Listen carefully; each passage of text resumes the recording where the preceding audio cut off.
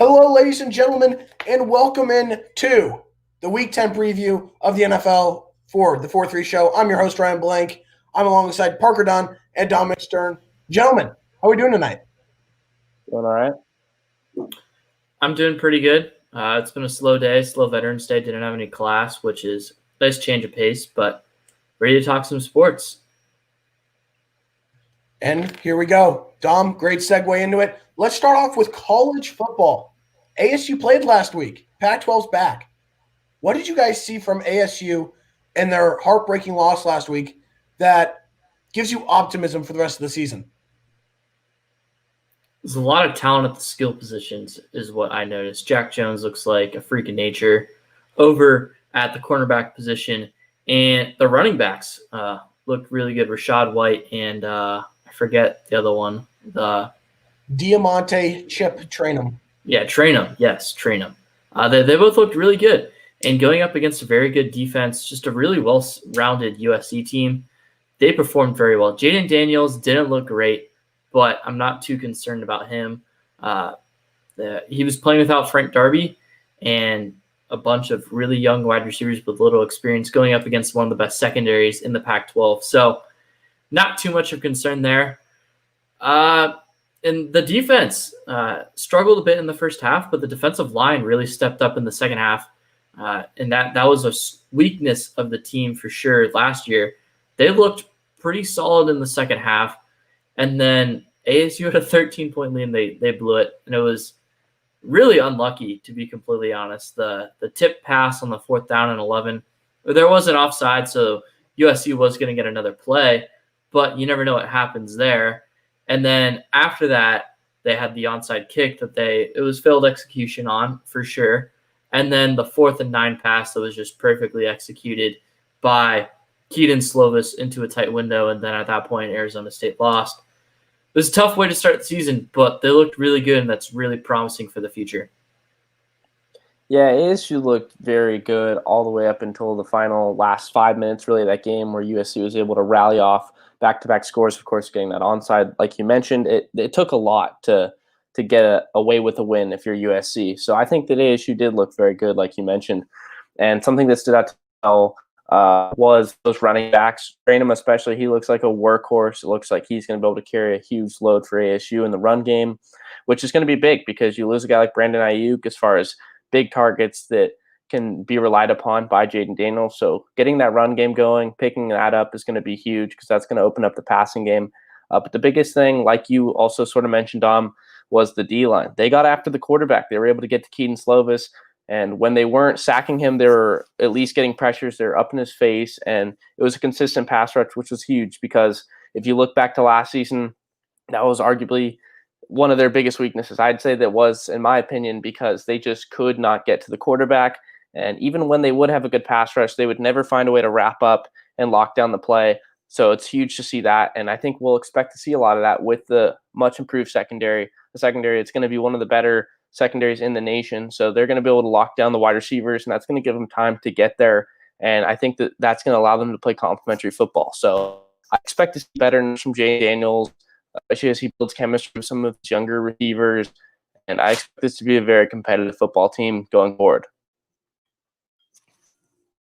Yeah, I was actually pretty impressed. I thought that where Jaden got most of his performance was really on the ground. Ran for over 110 yards.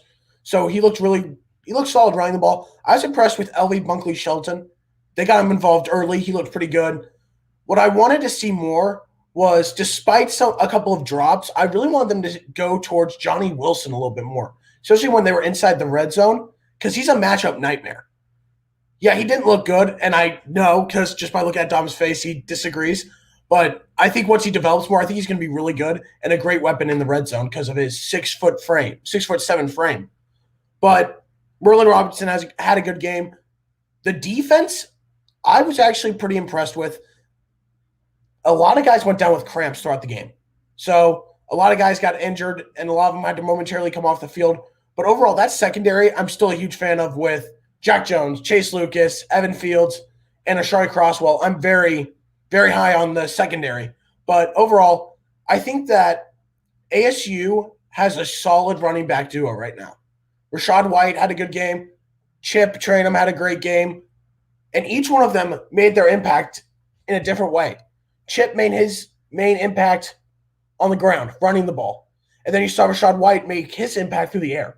So I was really impressed with how Zach Hill was using the running backs, and I thought it worked really well. So I think that ASU's in a good spot. Yeah, you don't want to lose like that, but I think throughout the game, they have a ton of talent, a ton of potential.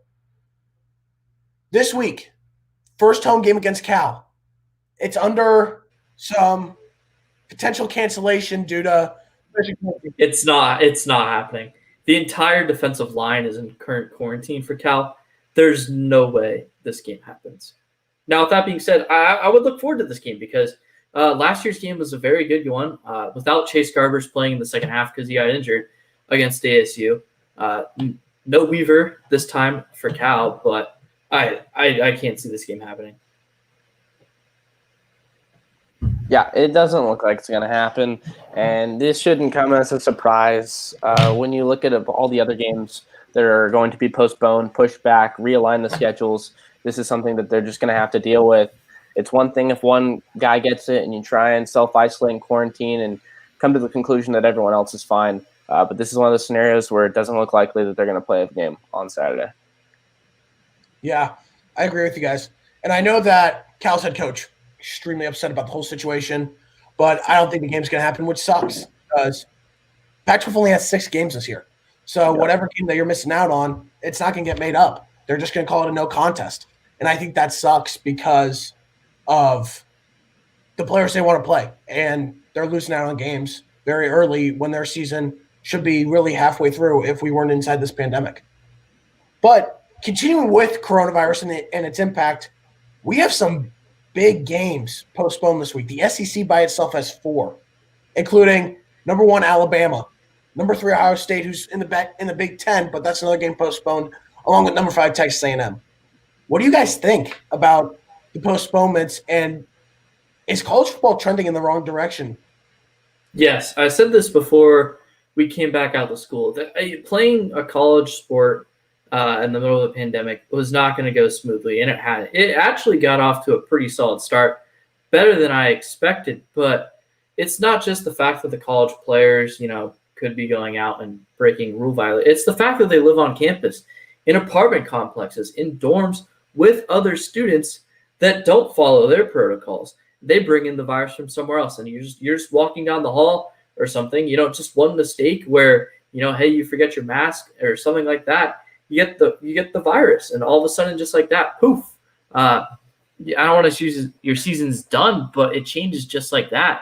It was never going to be easy. They've done a good job to this point, but especially after Halloween, I know here at Arizona State, things have kind of spiraled out of control a little bit, especially towards cases.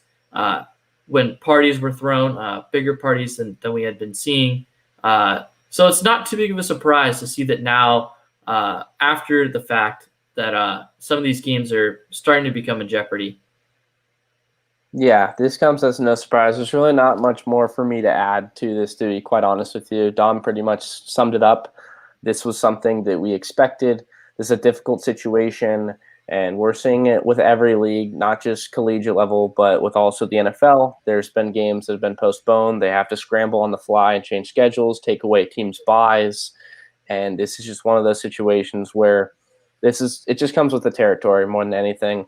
It seemed like it was only a matter of time before certain games were going to come across this. It's difficult to avoid this situation when you don't have a bubble, when you have all these different players on these college campuses that are at risk of getting it from anyone at any given moment. And it's just something that it's difficult, but at the end of the day, they knew what they were getting themselves into, and they're just trying to make the most of it. Yeah, you guys hit the nail on the head with it.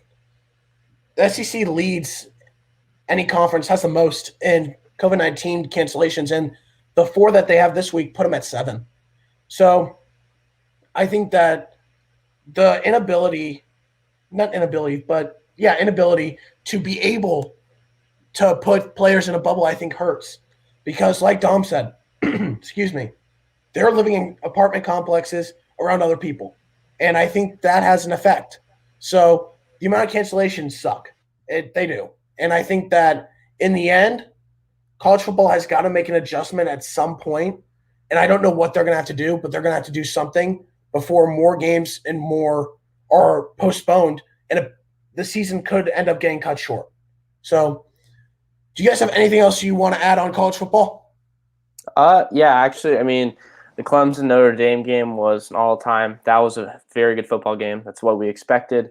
So that was nice to see. But storming the field, because I mean, if we're going to stay on the topic as far as like the pandemic, that's not the situation you want. If you're Notre Dame, having your players out there exposed from all the thousands of fans who are in attendance, that's of course something that caught my attention. But I mean, it was a very good game.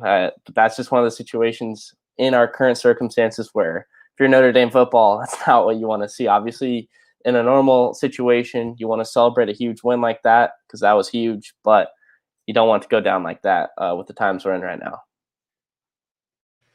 Yeah, and one thing about that is I feel like the fans, when they go to a sporting event in this capacity, and I could say this because I have been to a sporting event over the past couple of months, is that if you go, you wear your mask, you know what type of risk you're putting yourself in. You know that there at some point you could contract the virus because you're going into a public place, and that's the risk you suppose by being in the stands.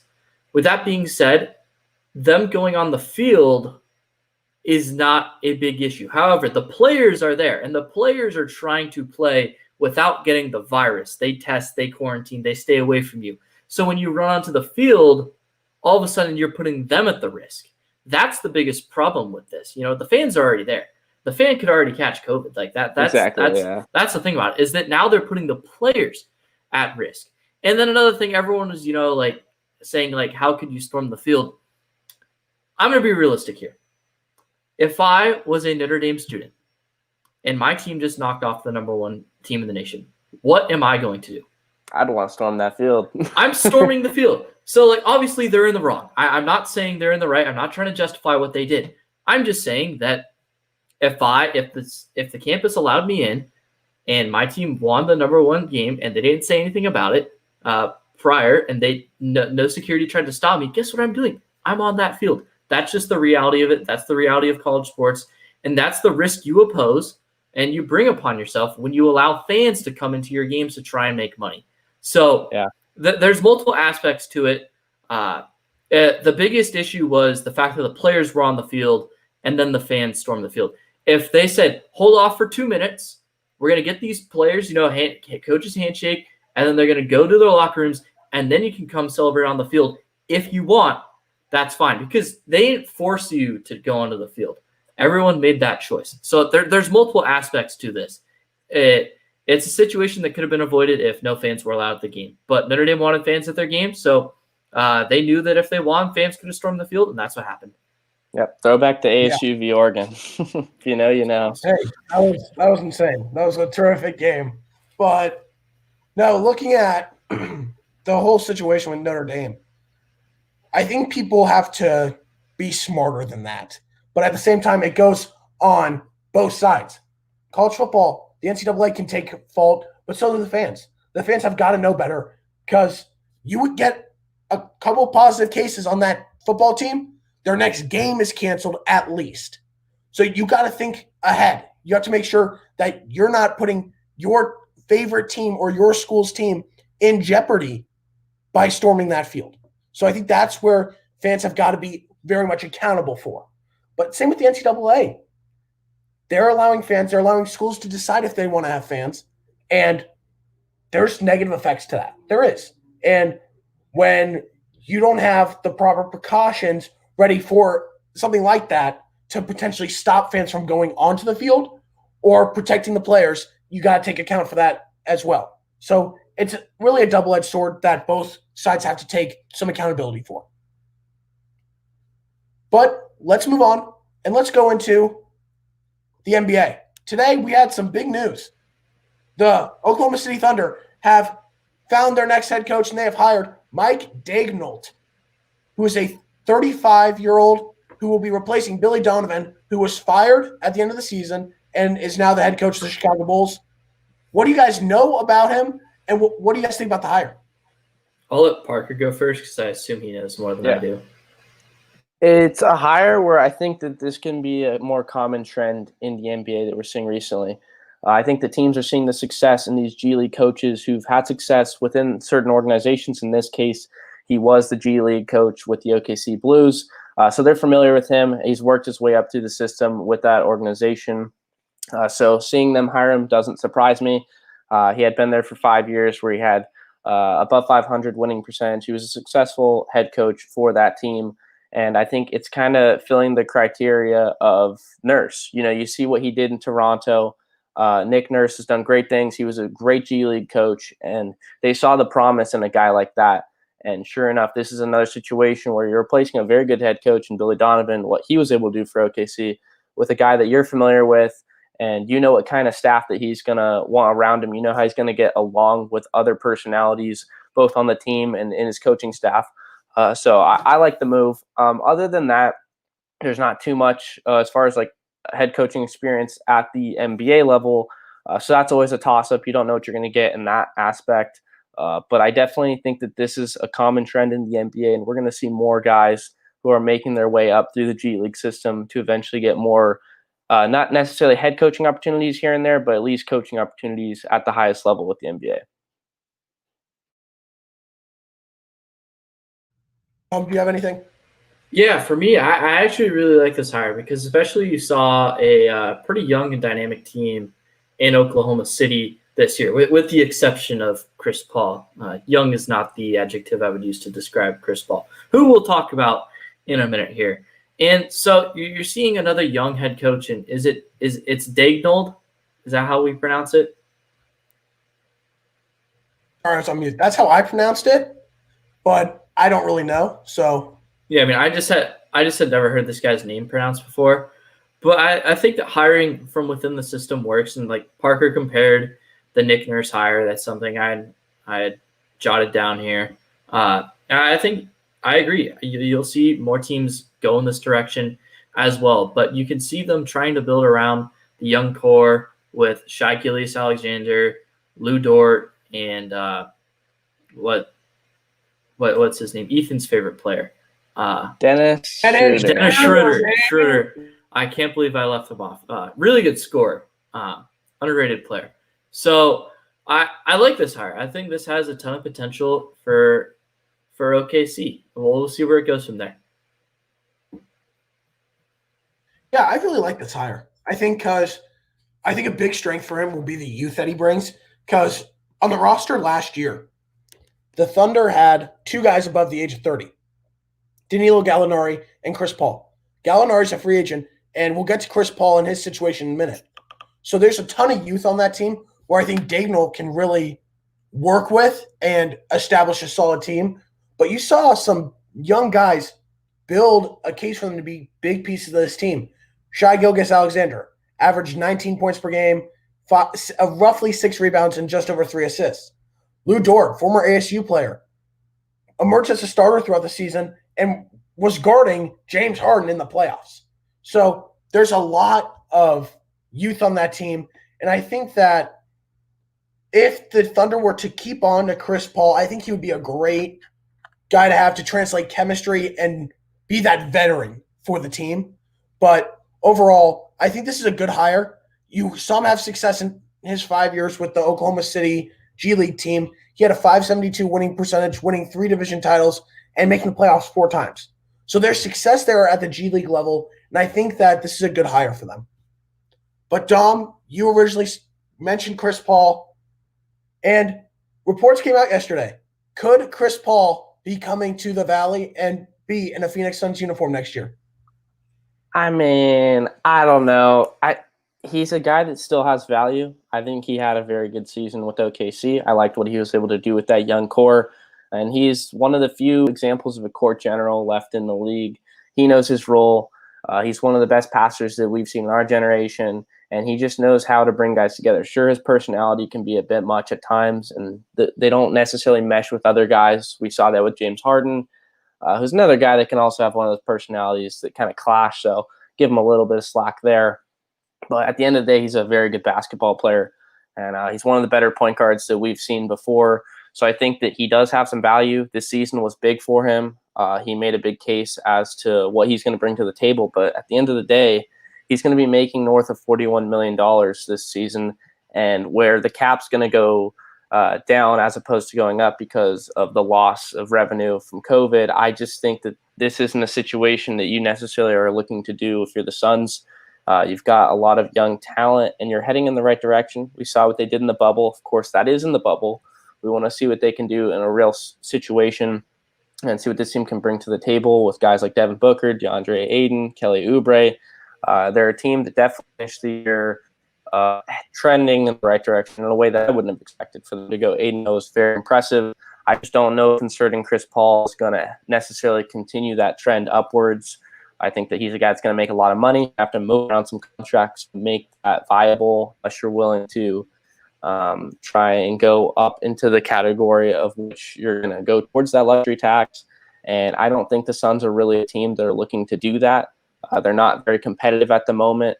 You can't be a prisoner of the moment if you're looking back to the bubble last season. So ultimately, I don't think it's going to happen, but I definitely think it's an interesting rumor nonetheless. It's one that caught my attention. Yeah, and the interesting thing is they do have Ricky Rubio under contract for the next 2 years. And I'm not going to sit here and compare Ricky Rubio to Chris Paul, even though Rubio had one of the better seasons of his career last year with a member of the Suns. It would be interesting because they are committed to Rubio for around $35 million over the next 2 years. Chris Paul is getting paid a lot more than that. He's a better player, so rightfully so. But I'm not sure if it's in their best interest. And I'm not Monty Williams. I'm not sure how I'd want to use Chris Paul. There's a little more things that you could do with Chris Paul that you might not be able to do with Rubio. So it might give them some more versatility. But in terms of upgrading from Ricky Rubio to Chris Paul, giving up draft capital, I'm assuming, or other talent, and then also being more financially committed to Chris Paul, I'm not sure it's in their best interest. Yeah, I agree with both of you. Because the cap is going to go down, and Chris Paul is making $85.5 million over the next 2 years that are left on his deal.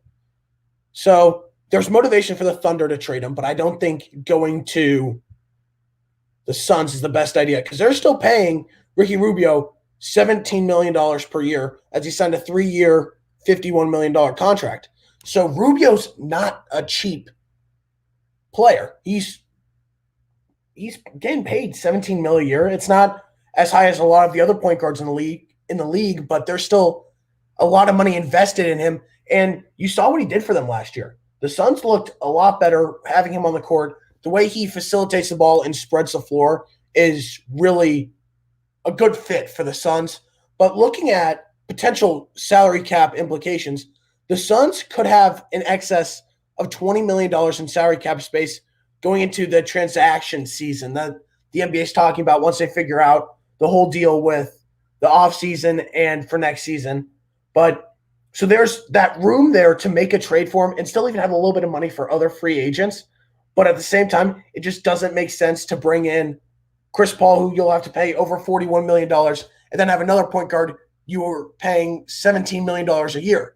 So right there, you're paying roughly $60 million $60 million next season for 2 point guards if you trade for them. So it doesn't make sense. But also there's a connection there because in 2010 to 2011, Chris Paul played for Monty Williams in New Orleans. So there's that connection there. And I think that could be a good fit for Monty Williams to have someone who's been with him and understands him more. But overall, I just don't think it's the best fit for the Suns. Moving on to another point guard who could be traded this offseason, Russell Westbrook, who was traded to the Houston Rockets last offseason from the Thunder, says he wants out of Houston. What do you guys think about this? And if you guys could, who are a couple potential suitors? As far as Russell Westbrook, for him, supposedly the rumors are indicating that he's not had the accountability in Houston. And I mean, if I'm him, obviously I can't even remotely get similar to the mindset of being in that locker room around those guys, around the organization to get an idea for how he's feeling. But just from what I've been able to see as a fan perspective, you see a team consistently very good and consistently a big threat in the West, but not finding a way to get to the promised land and compete for a championship in the NBA Finals. So as a guy that has been there, I'm sure that he is looking to try and get back. And this is a team where he didn't feel like he was capable of doing that with. There's, of course, some change with D'Antoni. There's just a team that's not built the right way. I think that they've just completely thrown everything to the side and really forced small ball in a way that the game's not intended to be played. And I think if you're Russell Westbrook, it's understandable to want to get out and try and find a new spot, try to start over. As for locations, I mean, there are teams that are interested in point guards. There's teams that are going to be interested in Russell Westbrook's talents because although his efficiency is very low, although he's not going to shoot at a higher rate, especially in today's game where you have to be able to have a three-point shot to be as successful as you possibly can be and to maximize your potential in this game. He's a guy that brings a lot of value.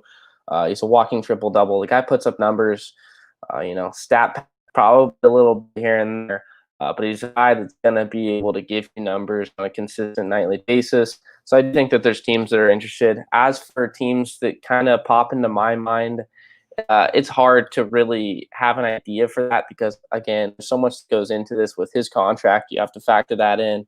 You have to factor in the assets that teams have in order to acquire him. So it's hard for me to really give you a destination, a choice, because although I can think of teams at the top of my head that are point guard needy or at least in need of a dominant ball handler like himself, it's hard because you have to factor in so much. So I can't really give you a team, but it does not surprise me that he wants out. I think that it's becoming a common thing that James Harden and the Houston Rockets are not exactly the easiest of places to play at, even though they are consistently playing at a relatively high level. Yeah, I agree with what Parker said. And I'm also not entirely sure where he could end up going. But Russell Westbrook, love him or hate him, the dude scores. He gets assists. He gets rebounds. Is it in the most traditional way? Absolutely not. But I think that's part of what makes him special, what makes him one of the more entertaining players in the NBA. I saw someone say that the only reason someone should acquire him is if they want to fill seats. I agree with that to a point, but at the same time, you also want that ball handler. He's also going to turn the ball over several times throughout the year. Like I said, I'm not entirely sure what team he could end up going to, but wherever he goes, he's going to make some sort of an impact. I would like to think it's going to be positive, but another thing is all he does is win. He's a winner. He makes the playoffs every year, even when he had absolutely carry that team in Oklahoma City. That was just garbage the year he won the MVP. And so you'd be getting a winner. You'd be getting a guy that's going to give you 100%. Sometimes it's going to not be great, but it'll be 100% effort. So we'll see where he ends up going. I think he draws a decent draft capital too. Yeah. Russell Westbrook, he's one of the most athletic players in the league. And I firmly believe that. He's a triple-double machine. Yeah, you can claim stat padding, all that, but he's still a terrific player. He has the ability to make an impact in every level of the game besides shooting. He's not the best shooter, but he's terrific driving to the basket. He's a terrific facilitator, and he's aggressive. And I think that's what a lot of teams should want in a point guard. And I think that the experiment with him in Houston, it didn't go too well. He was hurt a lot of the season. So I think that it's in their best interest to trade him. I know that, Dom, you said some team trades for him to fill seats. Do you really want to trade for Russell Westbrook, who has 3 years and over $132 million left on his contract, just to fill seats? That's just yeah, exactly. No. But I also think that he does draw. So he does draw a bit. I'm not sure like drawing free agency to him, but I mean, if you're a team, I'm trying to think, a team that doesn't really have a good point guard. I mean, who's San Antonio? San Antonio would never do that. Never mind. I mean, there's got to be some team that needs a point guard out there. I have a few teams, and I think the first one you got to look at is the Knicks. The Knicks have been chasing for a star for years. You heard everything about last offseason. They're getting Kyrie, KD, and Zion. Got 0 of them. This could be their chance to make a trade and get Russell Westbrook. But at the same time, they have RJ Barrett, who they use the 3rd overall pick on. He can play the 2. He played the 2 at Duke. Yeah, that is true. So I don't think there's an issue there. Another team that I could really see looking at them is the Heat.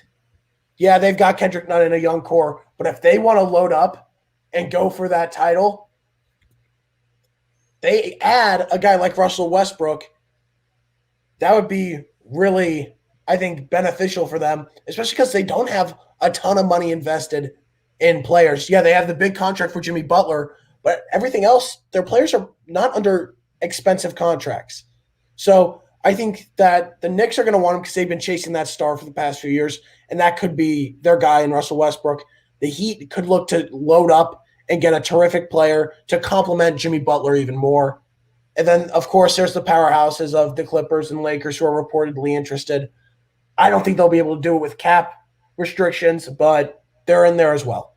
So those are my guys there. So do you guys have anything else you want to talk about for the NBA or any other comments about anything we've talked about? Nope. NBA draft's getting close, but we'll mention that before that occurs. So we'll save that for next week. Yep. Next week we will do a whole NBA draft segment preparing for next week's draft. So let's turn into the NFL. Week 9. We had some very good games and one very shocking game. But before we get into our Week 9 thoughts, should we be worried about the Tampa Bay Buccaneers? No. Now, I mean, No. Am I less high on them going into the game? It was funny because I had someone over watching football with me on Saturday, and I said I'd be shocked if this team doesn't win the NFC. And then, of course, they got absolutely crushed by the Saints, who hadn't had a good win since week 1. So a little more concerned about them after that game. But at the same time, their offensive game plan going into that game was just awful. Ronald Jones only had 3 carries, and Leonard Fournette had 1 carry. So you're not going to win a lot of football games when you rush the ball only 4 times. Now, they kind of handcuffed themselves after the first couple of drives, but they basically forced themselves to pass now that they were behind. But if they get back to running the ball, it's going to open up the passing lanes for Tom Brady because they have so many weapons on offense now with the addition of Antonio Brown. I think they might want to sit Chris Godwin this week, dealing with a broken finger. Just not in their best interest to keep him out there when he's got a splint on. Not a big fan of that. But I still think they're one of the best teams in the NFC.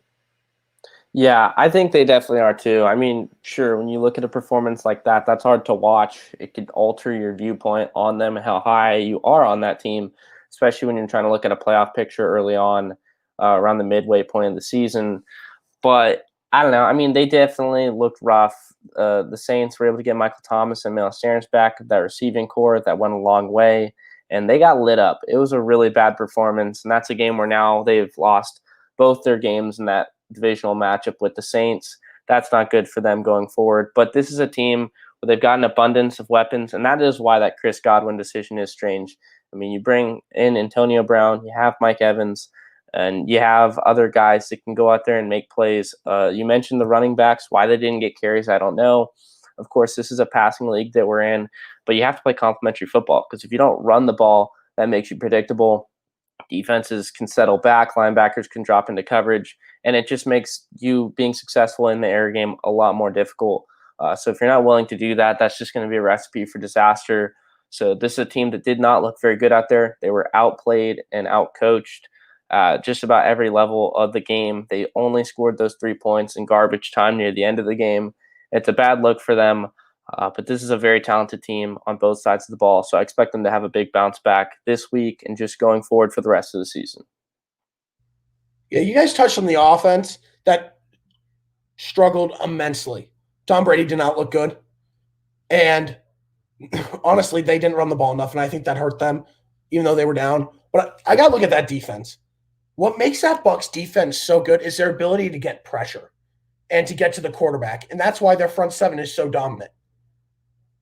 You got to give a ton of credit to that Saints offensive line. That offensive line was honestly insane.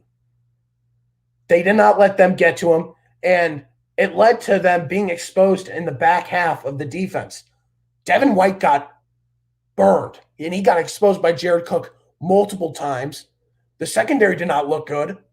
So I think you might have a way to figure out this Bucs defense if you can stop them from getting pressure. Because going into the season, you guys know how critical I was of their secondary, knowing they don't have anybody who's played more than 2 years in the league starting. So I think that you're now seeing that come into play because they got exposed. But I think the other thing for the offense was whenever Tom Brady was feeling pressure, he just looked extremely uncomfortable. Whenever he sensed pressure, he would. That's nothing new. Like that. That's been Tom Brady's career. That's been Tom Brady, but I hadn't seen it this bad, like that this year. And right, it's something that you got to worry about. Is that offensive line? Is it strong enough to hold for Tom Brady, who's a terrific pocket passer? So right, and let's continue. No, go ahead. And part of the reason the offensive line didn't look as good this week was because this was their first game without Ollie Marpet, who's been their best offensive lineman on the year. And they were, I believe, the only offensive line going into the week that had started every single player, every single game, all 5 offensive linemen in the same position. So that was a bit of a change. Obviously that's not the reason why they lost, but that could certainly be part of the reason why the defense of the Saints was able to put so much pressure on him. Because Tom Brady is good at avoiding sacks. The problem is that it severely hinders his ability to throw the football. Yeah, and I know that Marpet was not available to play; he was hurt. But at the same time, one guy on your offensive line does not make the entire difference. I know he's their best offensive lineman, but at the same time, they're going to have to find a way to keep that offensive line strong enough for Tom Brady. And I'll say it, this was another one of my worries for him going into the season because he always had a solid offensive line in New England. Well, but this has been one of the best offensive lines in the league going into this game. Yes. And I think a big thing is Tristan Wirfs has been very good. He's been very good. You got body bagged by Khalil Mack, but he's, other than being body bagged by Khalil Mack, he's been really good for them. So they need to get that offensive line to sustain their level of play, and then they got to make sure they're getting pressure on the quarterback. Otherwise, that defense could be in trouble. Yeah, and one more thing about this team is they're yet to have their bye on the season so far, and you really watch the Saints just be more physical with them, and that really took a toll on the defense, especially. And once again, you may say I'm making excuses, but I mean that's just what I saw when I was watching the game. The Saints were the more physical football team. After the Buccaneers play the Panthers this week, I want to say, I think it's the Panthers. They'll have their bye, and I think that'll help them out a lot. Yeah, I think a bye is really going to help the Buccaneers because they've been playing 9 weeks straight. It's going to be 10 weeks straight. So I think it's going to really help them. But let's get into week 9. Any other games that stood out to you or any performances? Yeah, for me, I mean, it was, I guess, both. But the performance from Russell Wilson has to be the one for me. It shouldn't come as too much of a surprise. I picked the Bills in this game. That's a very talented defense that they have there in Buffalo, and it's a huge reason for their success. But to see the MVP candidate and Russ struggle the way that he did, he had 4 turnovers, 2 picks in the air, and 2 strip sacks. That's just a really bad look for him. That definitely really hurts his MVP case. You can't have a dud of a game like that because it's one thing to have minimal numbers or be a little bit quiet, but he wasn't quiet, though, because what he was doing to harm the team with the turnovers was very noticeable, and that's something that you just can't have, turning over the ball at the rate that they did, because although the offense was still able to score a ton of points on that defense, you have to be able to take care of the ball more than anything. That's what it comes down to, and his inability to do that hurts his case as far as what he's done collectively this season, and it was a huge reason why they were not able to win a big road game against Buffalo. One game that I'll highlight was the game out here in the desert. And the 2 times these quarterbacks have faced off in their career, Kyler Murray and Tua Tagovailoa, I was in the same county as them when they played. One time I was at the game, the other time here in Maricopa County. Really, really entertaining game. It was never more than a 7-point game. Dolphins got off to an early start with a defensive touchdown. That was encouraging to see on their point of view because they had the number one scoring defense in the league. And the question was, how is their defense going to be able to go up against the number one offense in terms of yards in the Cardinals? The Cardinals did a very good job in this game. Kyler Murray had 283 passing yards, 3 touchdowns, only 5 incompletions. Also had a 100-yard rushing performance with a touchdown on the game as well, really proving that he's arguably the best dual threat quarterback in the game. Certainly past Lamar, do you still put him in front of Josh Allen, who's having just such a good season, and of course Russell Wilson, the MVP favorite at the moment. But Miami Dolphins, Tua, the three of us, we all sided with the fact that we did not agree with the decision to just bench Fitzpatrick. But this game, I feel like, proved us wrong. Now, the Cardinals were banged up in the secondary this week. At one point, Devontae Bosby was their number 2 corner. AAF standout for the San Antonio Commanders. Got to watch him play in person. Heartwarming experience. He got waived as well. He got waived, too, right after. Oh, this week? Mm-hmm. He did, yeah. Come on, man. I know. It's yeah. unfortunate. Byron Murphy did not play, and then Kevin Peterson got pulled midway through the game because he was hurt. So you saw that happen. So the secondary is certainly a concern. We'll see how Tua performs this week against the Bills, who, like we've mentioned, have a better defense. Not a great defense as opposed to it has been in the past couple of years, but still a good defense nonetheless. So, like I said, we'll see how these two teams perform this week. Very tough matchups.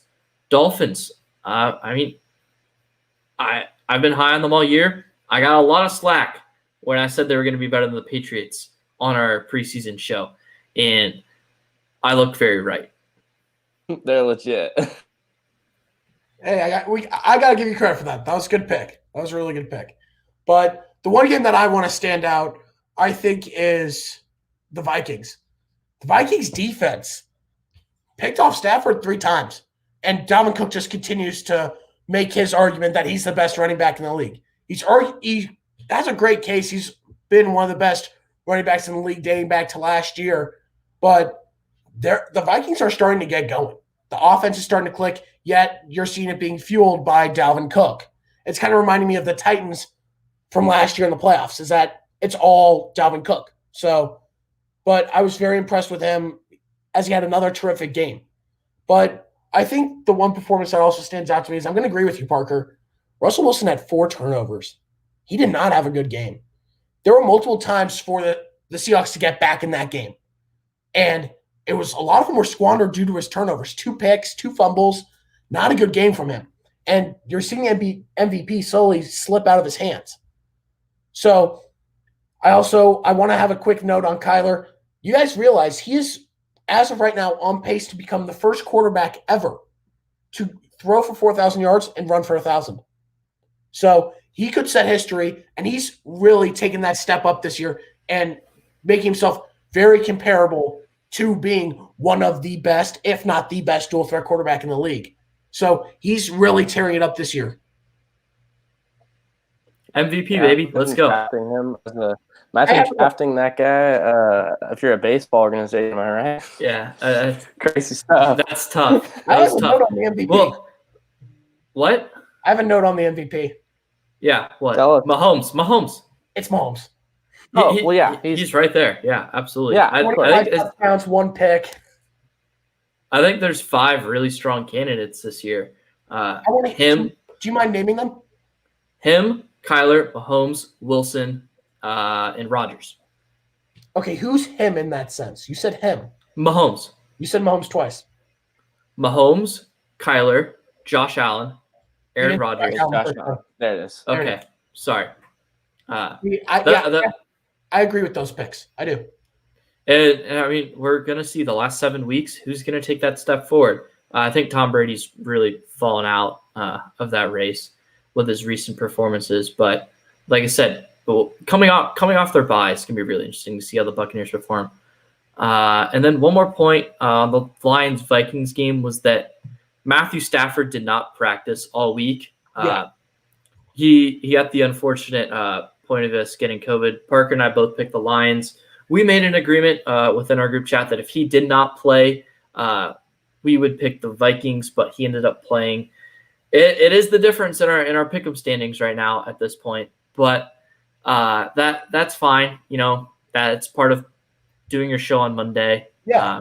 He ended up playing, so I took the L there. There's multiple times this season that I've taken L's on COVID games. Oh well.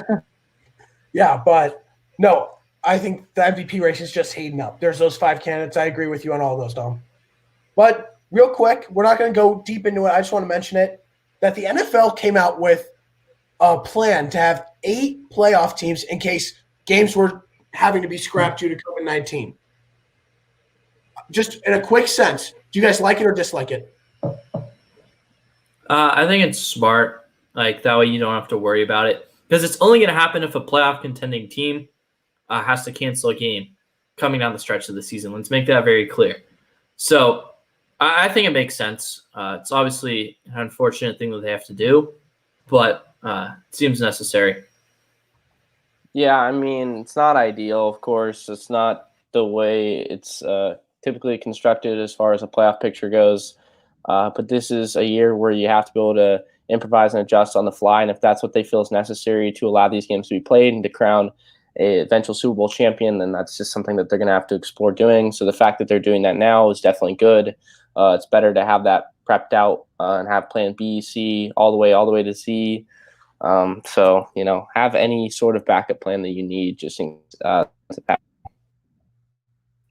Yeah, I think it's a great plan, great backup plan, and I think you guys hit it right on the head. But real quick, Dom, you're not going to be in this segment because the Rams had their bye. But Parker, go ahead and start us off.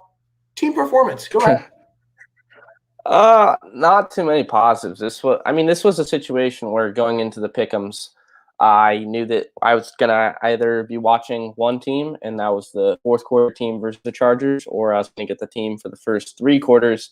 And the first 3 quarters, sure enough, were the exact same thing against the Atlanta Falcons, and they struggled. Drew Lock was not able to get anything going. The offense was very stagnant, and this was a team that was not getting the ball down the field, and it was a bummer. I mean, I more than anything, I definitely regret making that pick based on the fact that there were so many different situations, because I knew Shelby Harris would potentially not be able to play because of COVID. Of course, he actually tested positive, I believe, today, so he's going to miss this week as well. There's a lot of weird situations going on with his testing over the week going into that game, so that hurts. Then you go into the secondary. Bryce Callahan did not play. AJ Boye was also out after sustaining an injury from Kareem Jackson, his own teammate. Just like Slay the Boom, unfortunately, that boom ended up backfiring as he hit him on a play the week previously. So the secondary was so depleted that even though Calvin Ridley wasn't going to play for the Falcons, it was just a very bad matchup for that secondary of Denver. And sure enough, they were not able to get the job done.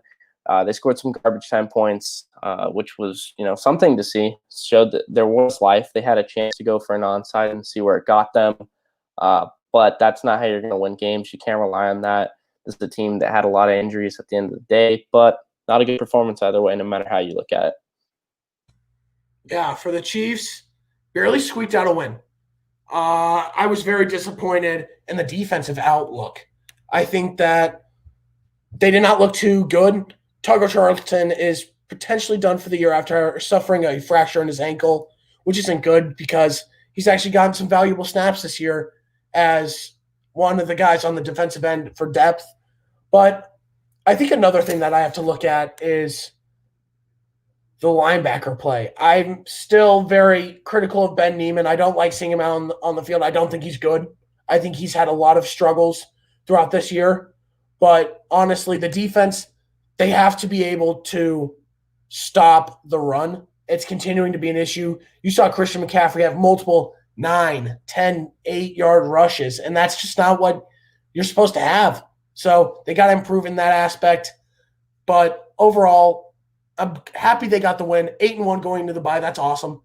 I think this is the perfect time for the bye for the Chiefs. They need it, and I think it's going to be good as they are now going to start going to Tampa Bay and New Orleans. So I think that's going to be really good. Very good for them to have the bye this week. But I do have to note it. Patrick Mahomes set another NFL record. Quickest quarterback to 100 career passing touchdowns, as he did it in 40 games, beating out Dan Marino, who did it in 44. So I just want to note that as well. But overall, great performance. Got to give a shout out to Travis Kelce. 10 receptions, 159 yards, was a beast. 8 of those catches were for first downs. So that was awesome to see him. And then Tyreek Hill has 10 touchdowns in 9 games. So awesome to see. The offense is rolling. Defense has to make those adjustments. But I'm very happy with where the Chiefs are at through 9 weeks. No complaints as of right now. And they're looking like the best team in the NFL. So that's really how I'm feeling right now. Very happy. But one worry is that Mecole Hardman was put on the COVID list today, and I did not see anything, whether it's due to exposure or a positive test. I'm hoping it's exposure because he could come back sooner, 1, and 2, he wouldn't have been around like all the other guys like Mahomes, Tyreek Hill, Travis Kelce, and the running back. So I'm hopeful for that. But overall, happy with the Chiefs. So let's get into it. The Pick'ems update. In last place, we're reversing it this week because I want to. Last place is Pat, 77, 56, and 1.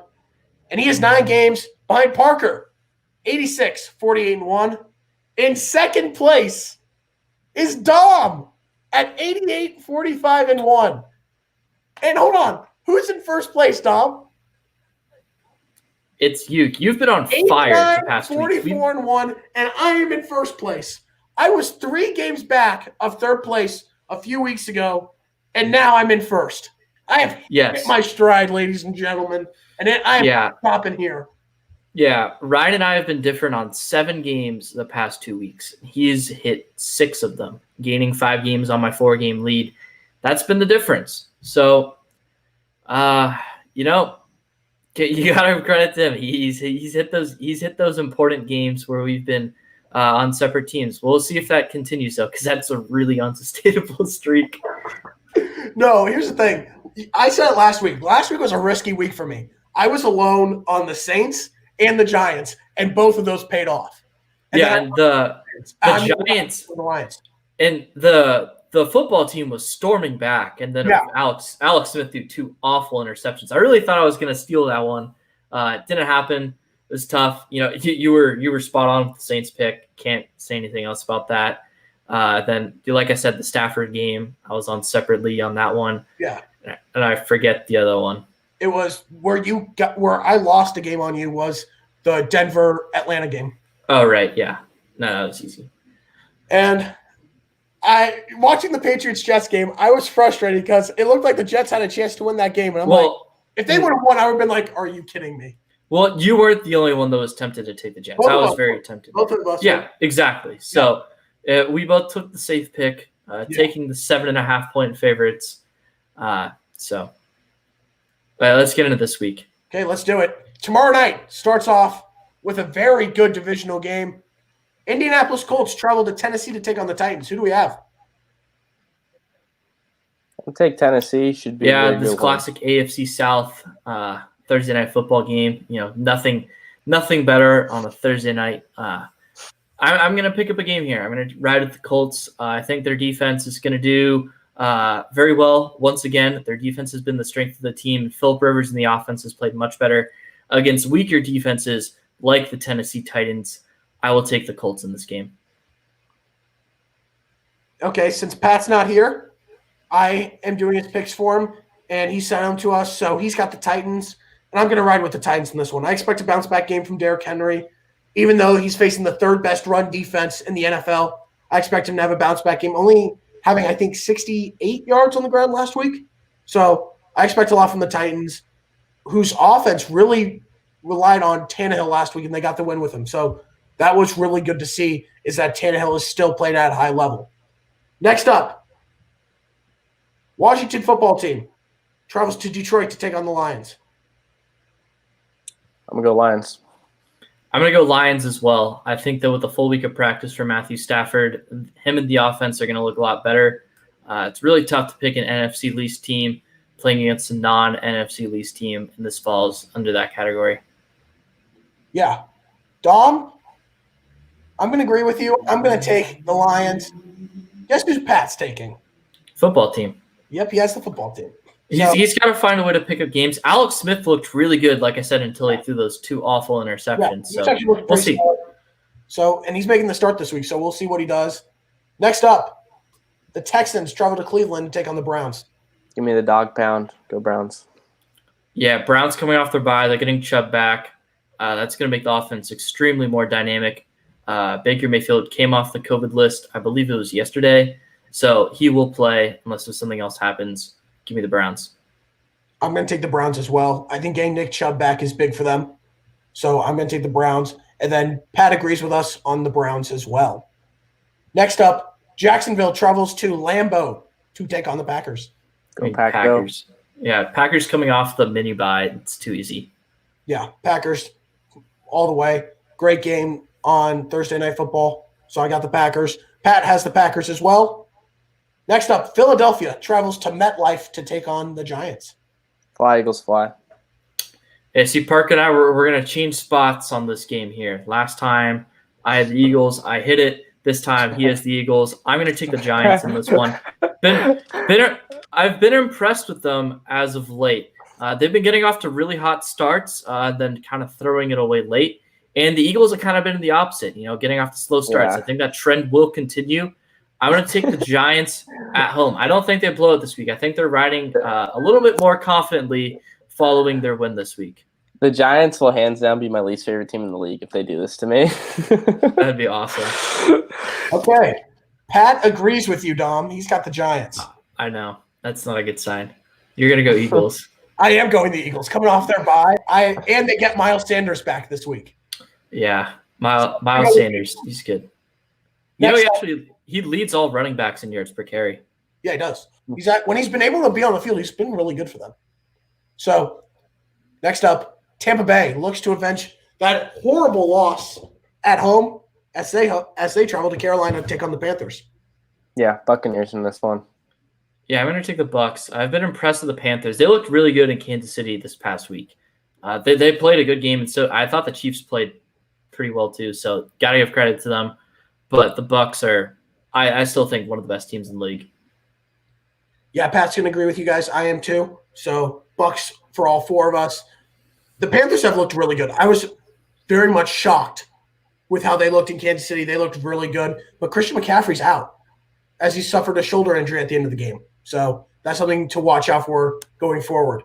Next up, Denver looks to avenge their loss as they travel to Vegas to take on the Raiders. Raiders are taking this one. I liked how you actually said it. Give me the Raiders.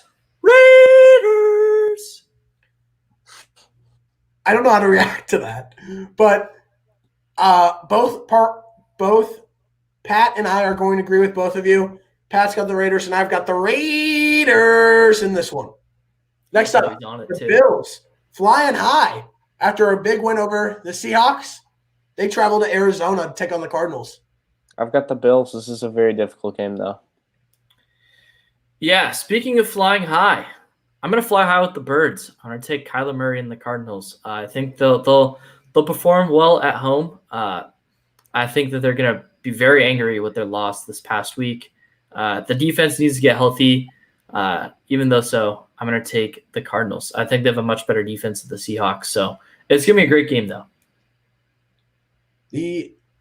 This is going to be a very good game. So I think that this could be one of the best games of the week, and it's a tough game, but I'm going to go with the Bills in this one.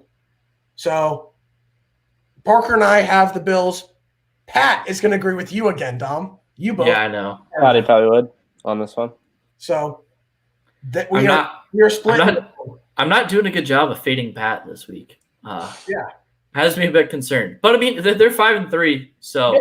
This is going to be a very good game. So, next up, Chargers travel to Miami. Give me the Dolphins. Fins up, baby. Let's go. Please murder them. I'm sick and tired of seeing all the the Chargers fans are complaining too much on Twitter about how they're just getting bad luck. Just murder them once. It is beautiful. That loss to the Raiders was so beautiful. I was actually very happy with that. No, because I saw the ball hit the ground in real time. I knew it was going to be called incomplete, and it was gorgeous. Oh, dude, this team finds new ways to lose every time. Did you guys hear about the corner though that made those two plays at the end? Those last two plays. Story where one of his college teammates died. I did, yeah. He had the opportunity to play those last two pivotal snaps and made those two plays for the Raiders to clinch that game. Yeah, that's a cool story. I did not. That's neat.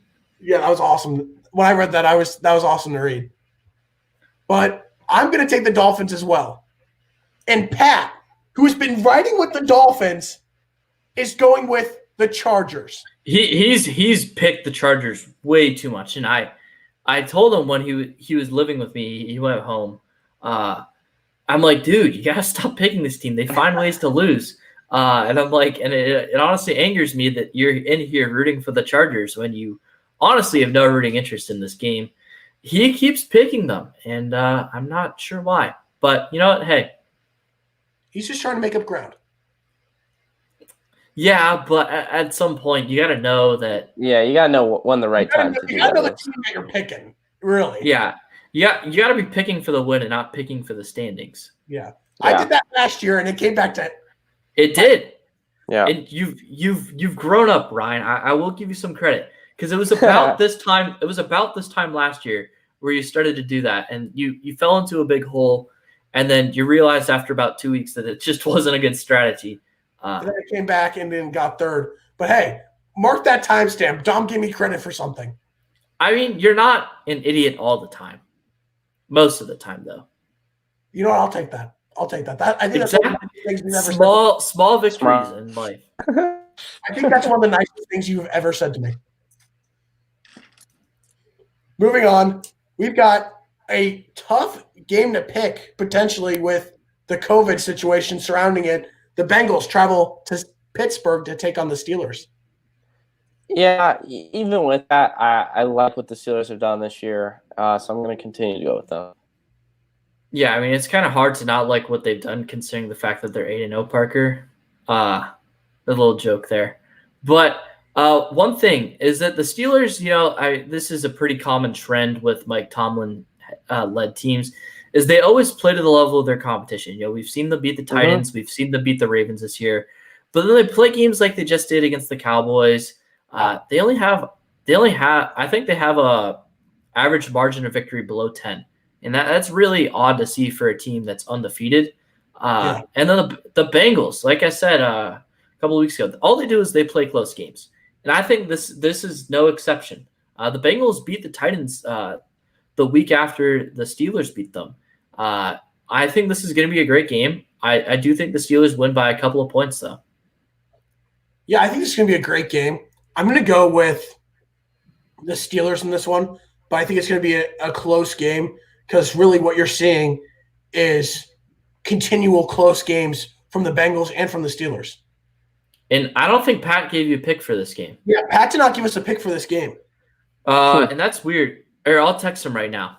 He loves picking the Bengals. We'll continue on. Yeah, we'll continue on. We'll see. Next up, a very good game. The Seahawks travel to L.A. to take on the Rams. I'm going to take the Seahawks. It's a good game, though.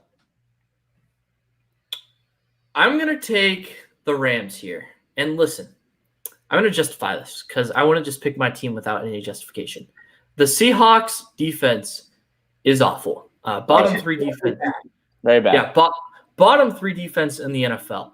And the Rams offense, when clicking, is good. They're good. They're not great. They're a top half offense. Jared Goff still has the weapons. Very good running attack.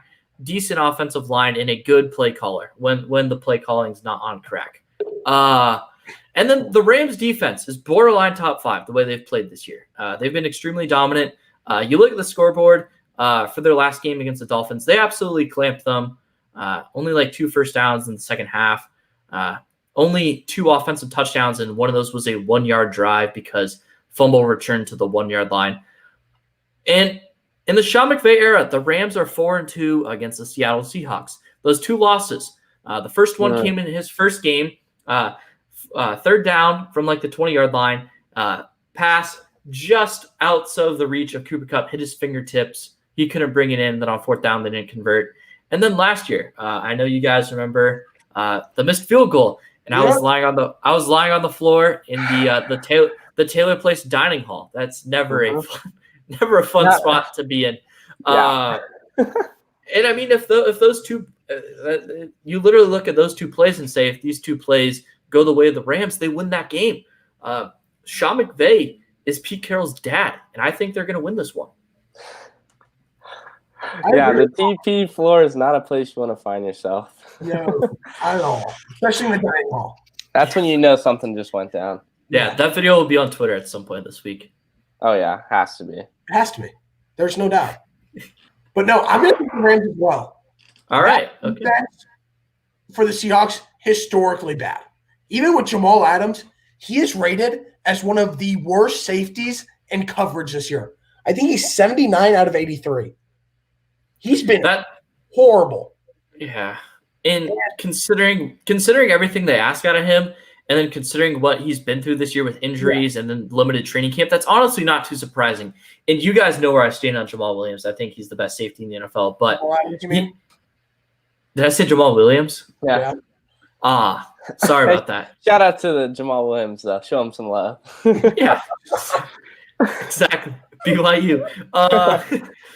Jamal Adams, one of the best safeties in the league. He's not playing up to that level now. And the Seahawks gave up 2 first-round draft picks for him. So they should be very concerned right now about that. And, I can see the Rams pulling this off. And with the NFC West, it's a divisional game. It's going to be close no matter what. The Rams actually opened as favorites. So, I'm glad to know that I'm not alone on this one. Yeah, I'm taking the Rams in this one. I think they're, especially coming off their bye, they've had a week of preparation for them. So I think that helps as well. But Pat is going to go with Parker on this one and have the Seahawks. Have fun, Parker. Hey, if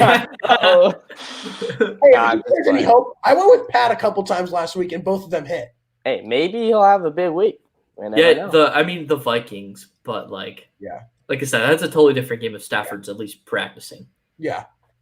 Next up, the Niners travel in New Orleans. We'll take the Saints. They look really good. That was a huge win to bounce off of, so I like what they're doing right now. Plus, Michael Thomas being back in general is just huge. And the 49ers are another team kind of like the Buccaneers, who haven't had their bye week, and now they're playing a very physical football team, the Saints. This is just a bad matchup for the 49ers right now.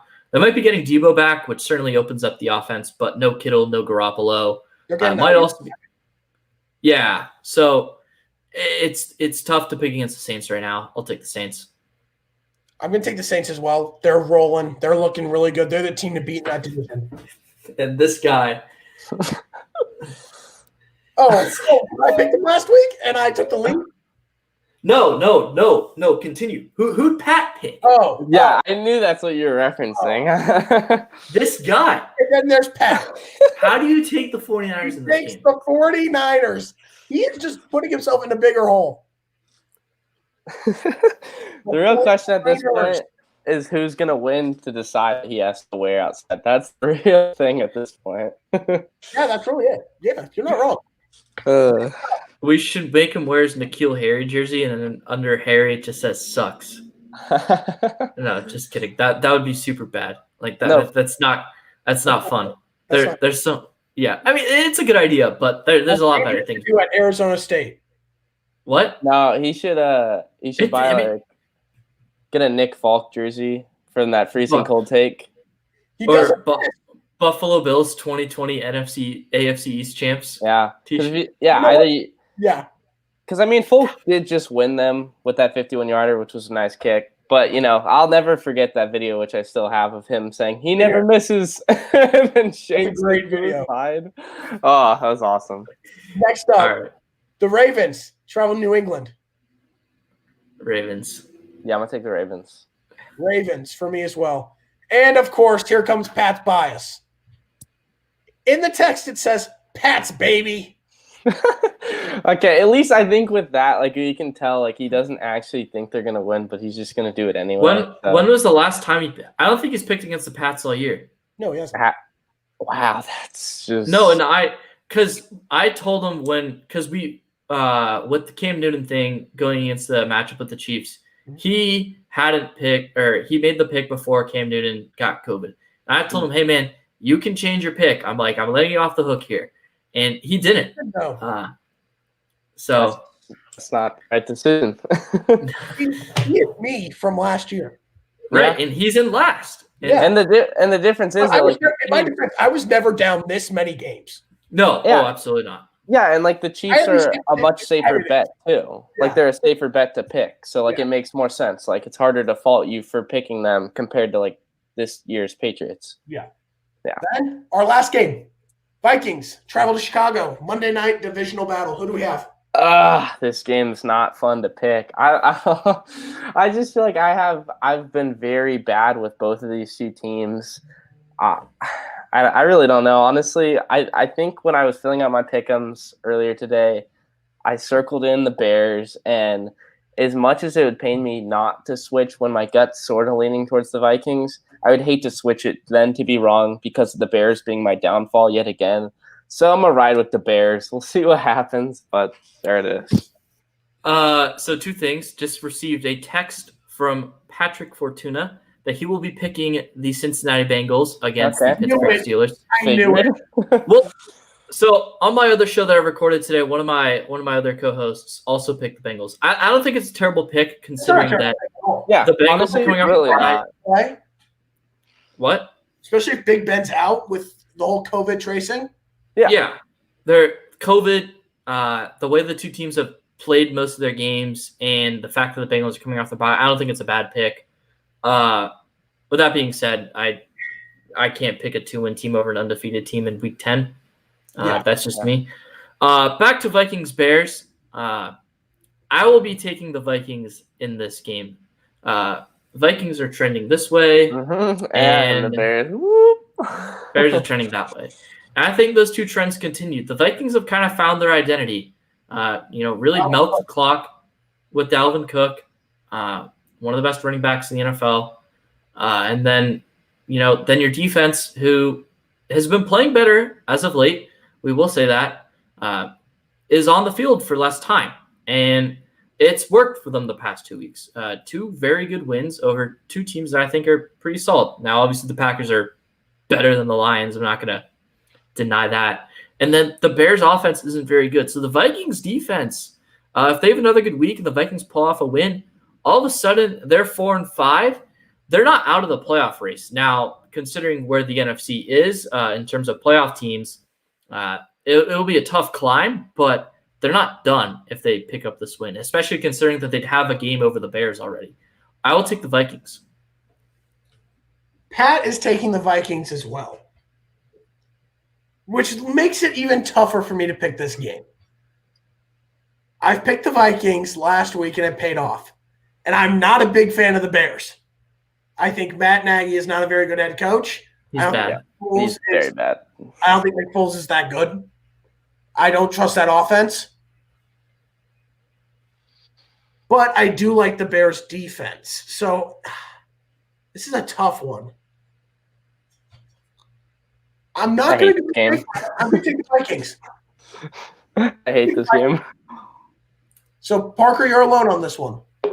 Yeah, it's not a fun feeling with games like this, but we'll see what happens. Parker's got a couple of chances to gain some ground this week. He's only 2 games out of first place. He's made a bit of a climb the past 2 weeks, so it's been a little bit better. Parker's put himself in a good spot. He also has gotten some help from me. Yeah. So I just gotta keep the train moving. And I'm full of confidence that I'm going to maintain in first place this week. Yeah, we're different on Colts. Yeah. And then Eagles, Giants. Yep. Bills, Cardinals. Yep. And then this game. So wait, I picked the Vikings. Yeah, never mind. So I mean, there's 3 games. So potential that we're tied. Yeah. Yes. If you can get 2 of those, then we're tied. Yeah, you have a chance. If you can win all 3, then I'm in the lead. Back where I've been like the majority of the season. So I just need Tennessee to win. Once Tennessee wins tomorrow night, I'm feeling it. So We'll be That'll good. be a good game. Yeah, Those yeah. and Very good. sometimes those games are total flops, but Thursday night football. Watch Masters tomorrow. Masters. Uh-huh. Who's your pick? Hey, Here's a good thing. This is the perfect week for the Chiefs to have the bye because I can relax and watch the Masters on Sunday. all I know is how about that John Rahm shot for that hole That in was one, the insane. practice round. Yeah, it was insane, but it wasn't insane to the point where it was my entire Twitter timeline for the entire day. It was Like on that- it today too. Like, come on, Yeah. people! This happened a day ago. Stop. Yeah, he is going to be one of the favorites going in, so he'll be definitely Xander one of the Schauffele. top dog. I could see Is that your that. pick, Yeah. Paul? Schauffele? Yeah. San Diego State made. Parker, who's your pick? I mean, I don't know. I'm kind of leaning towards Shambo. That driver that he busted out. He was able to get larger than typical regulation driver. How many inches was it? I don't remember how many, but supposedly it was a larger one. And he's been carrying the ball insane. He crushed one like 368 in practice for the day, and it seems like he's trending the right direction right now. So let's take that man right there. See how he does. I'm going Tiger Woods. Oh, Well, that's bold. Who I Going feel- back to back.